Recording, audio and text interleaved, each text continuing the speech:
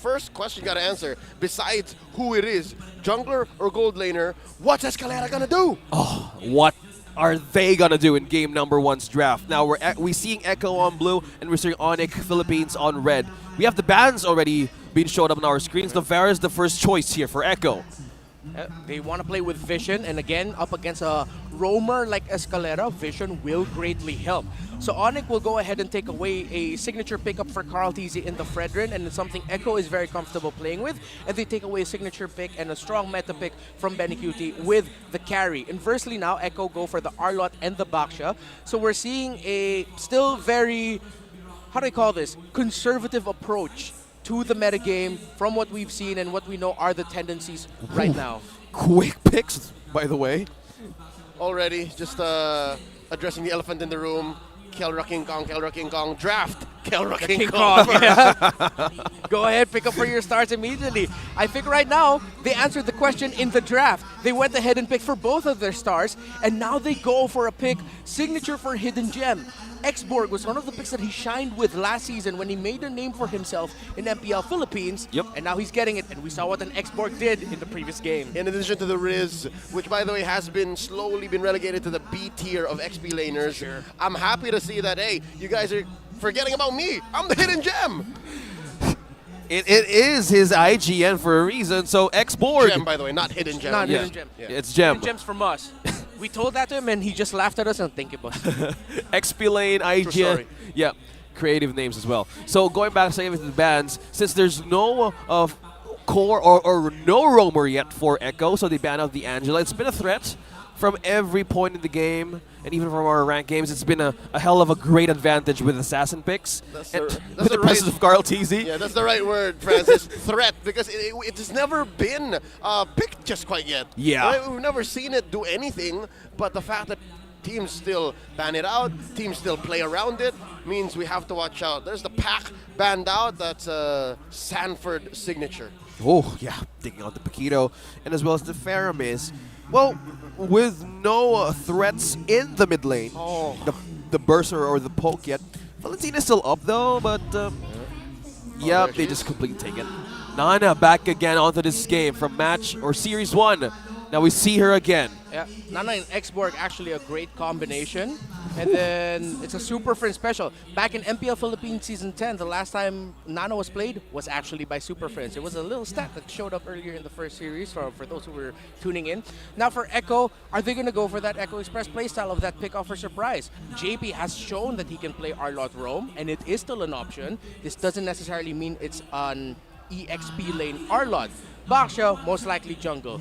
Gold laner though for Benicute, what are they gonna go for here? You keep looking for the Claude, bro. Yeah, I really want to see the Claude now. I really want to see it too because Finally! yes, Woo! Thank you, Benny. We're Benny's gonna got get you. picked- We're gonna get picked Benny, someday. oh, okay. Oh, and it's up. Benedetta on the XP. Matchup against Xborg. Things are looking good, I say, for Echo. Yeah. But how will that blend with the early game, though? Well, I mean, in terms of the lane pressure, it's clearly going to be Sanford being able to get out of lane first. So the approach for Echo, it looks like it's out of the XP lane, out of quick rotations from mid, pressure the jungle. Yeah, that's one thing that Benedetta has over the Xborg in spades, rotational speed. Yeah. She can just jump through walls, pressure where the Xborg is still catching his breath, Yeah. recovering his Faraga armor. So there's that dynamic, definitely. What's Escalera to pick here? What's Season 9 Rookie of the Season to pick? Grog. Probably Grok? not. Rocks. He might go No, that's Baksha go there. weird and go Kufra, but I like Grog. That's not a Grog. Oh, Wait. So what's the... Gwyn Yeah, Rome. no, it's a roam Gwyn. Yeah. Okay. Even with a shorter range. Interesting. Okay. So there's so much in and out. There's so much advantage for setups or even a great amount of peel for the lineup of Onic Philippines. For the hold in front line of Echo. Wait, does this How not is make this? it a better roamer? Because you can afford to pick up Flicker to yeah. course correct and disengage. I like it. Yeah. On our predictions or even dynamic check on the draft, Carl TZ on this Baksha, and we have King Kong on the Fredrin. I've missed the drums, I'll be honest. JP getting a fair bit of damage there. So that might actually be one of the things that we can think about in terms of having two magic damage dealers as your roam and your mid.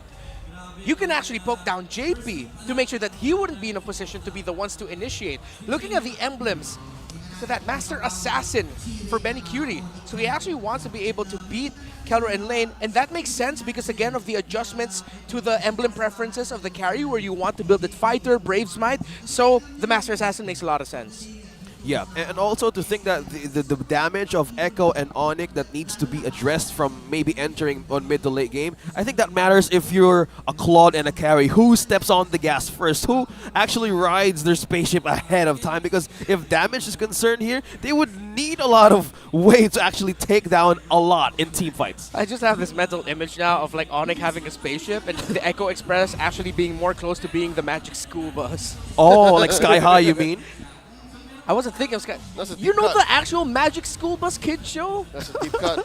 I did. I only know I Paw do. Patrol. Anyways, Paw Patrol? Paw Patrol, there you go. What? I never That's really your paid attention in childhood? school. All right, 10 seconds to the turtle here. Huge presence by Onic. They're looking to dive on to the Apex Predator, who's become prey this time around. 2 minutes in, Onic about 100 gold up. Oh. They're trying to bait out something from the San duo as they miss the fact that it's Carl Teasy first to the scene. Okay. Whoa! Sanford, though. 40. It's knocked up. Here comes Carl Deasy. Vision on the 3. Astral Echoes thrown out already. King Kong very low. First blood drawn by 40. Never count him out. And just like that, Echo are a man up. A great response and engage from the Orcas. Escalera is dropping down low though. There's no way to approach this, and Echo completely secures the first objective of the game. And it really looks like Echo actually baited Onic into that. Onic thought, hey, this looks really good. Echo said, no, it doesn't. We still have a Petrify for Sanford. So it's a good re-engage and a call there. Saw there actually Carl Teasy, who, fun fact, actually is one of the most vocal people on Echo. And he's usually the shot calling type. Oh, So that was probably Carl Teasy's call. Yeah, and also I think it was King Kong who peaked first and actually missed to hit that skill right onto Sanford. I Crowd guess. control, yeah. Crowd control, yeah. So Not they kind of stop the damage. Yeah, they kind of felt like someone was into the bush. It was two waiting, Exactly. so it was a great call from Echo, and completely this is starting clean in the first 3 or 4 minutes of the game. Yep, Onic definitely have to go into recovery mode this time around. And I hate to say it, you know, speak of the devil, this is a Guinevere on the defense. But I'd like to think it's not all over just yet. Just about 600, 700 gold ahead Echo is. This means right now that since Escalera has his ult, he can actually set up for a better team fight. Second turtle, they're already waiting just under a minute left. This is a damage type Gwyn on the roam actually. Lethal Ignition, and then the lead up to the Genius Wand is his first item. Let's see how they're going to make it happen. Goes up into the air. Baksha does. Called Oh! easy. Knocked out 4 men from Onic. All it took to take down the 2-time world champion. Yeah, we're actually talking about how the damage will work. Well, Carteezy was actually having a great amount of crowd control and an early burst from those two combos. So a bit of a way to slow him down, but we still have time. But look at this, just pokes from King Kong and JP. They're not done. I mean, it came at a very small price for JP to check that bush and make Onic think twice about actually jockeying for position. Again, just a quarter minute left until the second turtle. Right, see here the relationship between the Benedetta and X-Borg in lane can be quite dead. With two experienced MPL Philippines professionals, that's been quite close to a dead lane. So it's going to be up to a rotation from their teammates to help them out. But then, of course, as usual, Benedetta's the first one usually out of the lane. Well, speaking of Benedetta, he has now the Hunter Strike present. Flicker though! Final slash from Daddy JP! Bruh. Knocking out Escalera. Already, once again, it's deja vu as Onic is a man down and King Kong says, abort, abort. This is not a turtle we can take as Carl Teasy and the gang once again score a big objective. Wow, Echo made that look so easy. Calculated with their pickoff there onto Escalera. And the moment they saw that down, they said, let's take him out. Gets a turtle. King Kong, we'll go back. Okay, Appraiser's Wrath has been used as well. So Damage. Echo completely having a great clean start here. 5 minutes in the game. They have set up so much for Onic to answer, even for just objective taking. And to think that they wanted to trap them in the most complicated ways, I think the delay is one of the priority of Carl Teasy. He's up against one level. level 9 against the late. which I think is now defining their new play style. I'm thinking of a moniker. I'm thinking of how to coin it. But right now, Carl Tizzy catches one. It's Escalera in trouble. Flickers on out of that Lord pit. And now Carl Tizzy might go down here. Kelra, not enough damage. Put on to the box. Walks away with the puissance. Now JP in trouble. Dodges with a vengeance and gets taken down by Escalera. Oh, and now the trade. Oh, the storm's not done. Where are you going? PMI off cooldown. King Kong survives. He lives and he goes back to base. A great amount of response. How is that looking, Renmar? It's starting to look like a slow war of attrition right now as Echo getting very small wins. Onic getting wins here and there, but ultimately it's Echo walking away with a bigger victory. BennyQt and Keller are still quite neck and neck in player gold. 6 minutes into the game though, if that 500 balloons passed 1-5, that means BennyQt won lane. Well, that gold advantage, if you're a Claude, you would need that gold, you would need that items to actually show up. Carl Tizzy on his items as well. So this is a complete way to answer most of the damage threat that Onic has. It's all about sustain. You have the utility from Carl Tizzy. All he needs is to beef up and be tanky and answer and probably delay Keller, because right now the focus of Echo Express is on to go late, pressure Kellera most of the time. And how unfortunate it is for Onic that it's that same lane where the turtle spawns. Here we go. Carl Tizzy and the gang already onto it. Not even a chance for Onic to contest. Just like that, 3 for 3, all for Echo. And just way too fast. We're actually seeing here the difference in the principles of the two side lanes. So Echo has two side lanes that can make plays on themselves. They can literally play alone. Onic though, their side lanes are stronger with someone or as a team. So that's why we see right now Echo have a little bit more freedom to just have fun around the map, because their side lanes can just go around on their own and be left alone. Which I think defines this new Echo Express. Yeah. I'd like to say it's a drive-by approach. They always just walk through lanes, see what's there, take it, and then move on to the next. It's, again, choking on it. It's what allowed for them to go up to close to 4,000 ahead under 8 minutes. And now look, BennyQt takes tier 2. Oh, and the TPs are up for Sanji. I love what he pointed out there. Just the right amount of confidence. And how's the items going with this kind of gold lead? Well, from 6 minutes 500 to 8 minutes 1,300 and climbing is the goal difference between the Claude and the carry. BennyQt one lane. Echo got activated first, and because of the adjustments, Escalera. Oh, I like it. The rope-a-dope. They used Prince as bait to try and get a reaction from Sanji, but Sanji uses Purify. They're all the worse for wear here. I'd like to think it's Echo who's actually playing it, because look, the distraction play, Sanford able to push. And again, goes back to the point of they have side laners who can just do whatever the heck they want alone, even because they have great abilities to escape from danger, and Sanji just landing those Star Shatters. A point I wanted to make here about BennyQt, by the way, is itemization. Corrosion Scythe into DHS. Because of the recent changes to attack speed, honestly, with just those two items, you're already happy as a Claude. That's your go signal to fight. With a Golden Staff, that's your signal that I'm already in my late game-ish build. It's a trinity. It's a trinity. It's a trinity present at this stage of the game. It's not even 10 minutes, but Echo is in a complete express on their damage items, and they're ready to fight. All right. Oh, look Lord at this. spawned, 9 minutes in. Super Prince sent home. Again, luckily his passive hasn't been popped, and all of Echo's members circle around. Escalera forced to dash out. JP keeping guard. Gem dropping fire missiles. King Kong trying to get a bead onto that Little Wanderer. Astral Echoes thrown out already. Gem gets his Firaga armor popped. Lord here out of 50%. Escalera coming in with a jump and the full-on combo. The blast. Sanji has fallen. Still no trade. Escalera very low. Now look at that Lord. Carl Tizzy secure. Escalera taken down. Can King Kong steal? Gem's taken down. King Kong steals. Double kill for the Storm though. And right now they are reeling. Onic forced to retreat underneath the tier 2. And King Kong lives. Long live the king. And he sits down as he recalls back to the base the commitment of Carl Tizzy on low HP. He was willing to take that risk. King Kong proving to us why he was the standout player of TNC Pro Team last season, and why now he is here touted as one of the star players of Onic. One man, one mission, and now Onic have found a turnaround, but they are still behind 5K in gold. Wow, completely Onic getting these small wins against Echo's momentum early game. Slowly breaking and clearing up lanes. Wow. All right. This is now the matchup that we're expecting to happen. It's not over till it's over, man. Onic found the window, and for the first time in this almost 11-minute game, they're the actual threat.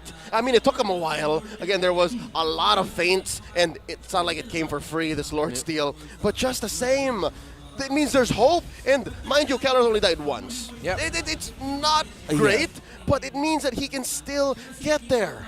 Yeah, and Keller actually, interestingly enough, yesterday we saw a variation of this fighter tanky carry with full damaged items. Now Keller is still utilizing the hybrid type of carry, first building the Thunderbelt and then going into the next items more on damage. And then at the same time, for the side of Echo, again, one of the reasons why Sanji got quickly taken out there was, again, the combination of the Guinevere that's built for damage.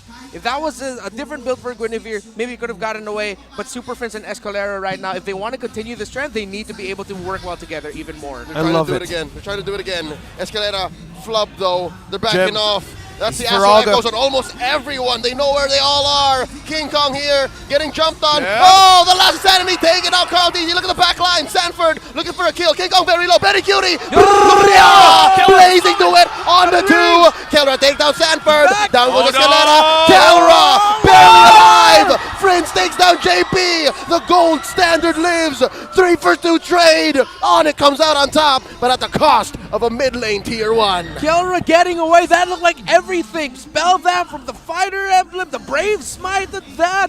Again, this is why Kelra on this carry, hybrid type of build, the survivability, and actually a good way to understand as to why you go down this route. Sanji was looking for Kelra in the initial start of that team fight. He got out a really good Star Shatter, but Kelra barely took any damage from it. So now Echo have to watch out. Kelra is online. The members of Onic, as this game will go on, will get even more deadly with their Nana and Guinevere combo. They need to be sharper right now with their execution. Onic Philippines showing their strength and power in team fights against Echo. Every objective matters, but there's a call. We heard a conceal here. Where's it coming from? Escalera finds Sanji with the knockoff, with the full combo. Super Prince popping him. Escalera traded out though. Benny Cutie still here. Gem pops his Faraga armor. It's a man down, both sides. Lord here underneath half health. King Kong keeping the dance up. Crumping, styling, popping and locking. Carl TZ ready to go at full health. Lord here at a 10th of its health. 50, Retribution still online for both. Star junglers. It's a soft reset. Who's going to let go? Who's going to keep it in? King Kong making sure it doesn't go fully back up. And just like that, the dance continues. Lord goes back into his pit. When are you all going to kill me? The challenge now with just the distance of how the Lord gave with weight. Oh, another pop on the Firaga Firaga armor down. Echo gets a small advantage. Again, this is how far as it gets for these New Age Lords dances. And Carl he's up on one. The Apex Predator finds one in the back. Down goes the Gem finally. And again, Kelra takes down JP, but Benny Cutie pops a last-minute blazing duet. And down goes King Kong. 1 for 3. Echo clapping back, making a beeline for this Lord. Score for the Orcas. What a beautiful entry by the Storm. Benny Cutie found Keller at the right moment. Yeah, I thought for a second that Keller would survive because he ate up the most of that blazing duet without a problem. But eventually at that point, Onic had already lost the team fight. Echo in a snap just like that. We thought the back and forth, the seesaw would go on for just a little bit longer, but they found an opening. Again, it looked like Echo were looking for one condition, the Faraga armor and the positioning of that X-Borg. As we look back at the replay brought to us by Infinix, Sanford coming in with a gank as well was just a cherry on top of the cake. And though Escalera was just there, Echo had already won the team fight. How did Keller survive that? Like, in a great amount of seconds, he just still lives. It looks like a 1. Yeah, Escalera and even Super Friends can't even go in distance to even save him. He was just up front, and they can't commit for another 2 or 3 deaths. Is it a combination of Spell Vamp and the Brave Smite? Wind in Nature 2. All right, that makes sense. And again, he's only really scared of Sanji. Gem here committing the last insanity, trying to pop this wave, get rid of this Lord scored by Echo, and they're gonna save their base, but not their bottom lane and top lane inhibitors, and now mid is going to fall as well, tier 2. They have but one turret standing. 6-0-3 Heck on no. Benny Cutie. That's a storm for you. Yep. Storm. That's signal number 6. Does Damage. it go that high? I don't know. Maybe for him. I don't know. I don't know. anything Just about basically this. the numbers. All right. Oh, 6. Let's Oh, go and for 3. that. Signal number 6. Okay. Looking at the items. You see there actually. A lot of sources of damage on the side of Echo. They're still going for a relatively hybrid, but that is a damage Benedetta route for them. So, which is why Onic, even though with their tight formation and their, well, majority of their lineup is very cooldown based, because of the distribution of damage on the side of Echo, it seems like for longer team fights, Echo is happier. And also, the way of getting vision actually really works because, again, Kelra can't miss. Most kills in a game last season with 17 kills. Yeah, well, I was still playing for Smart Omega. It was a different color back then. But going back to the point on why we actually opened up Sanji's vision checks against Onic, I'm seeing now the struggle of this Guinevere roam. They're really hungry for the objectives that they want to give to King Kong, but they can't even leave the base. Yeah, definitely hungry was the vision for the side of Onic. And again, at some point it will fall off as it goes on. Even though the damage sounds really good, you're really just there to pick off. And more often than not, Escalera becomes EP. He's always down first. 1-5 already in the 17-minute bout. So almost half of Echo's kills are on Escalera alone. So it's very difficult what this Guinevere is doing. Yeah. And it wasn't like earlier because of the lead now. Gem isn't at the point where he can do what Nibor did in the previous game. King Kong isn't at that point where he can really hold down long enough. At this point, Benny Cutie will just absolutely tear through their health real quick. Yeah, they're through the Lord as well, just having a great amount of lifesteal and regen. And they're pulling Onic Philippines in. But look at the position of Escalera. He's trying to do something here. That's right, this is a free flank.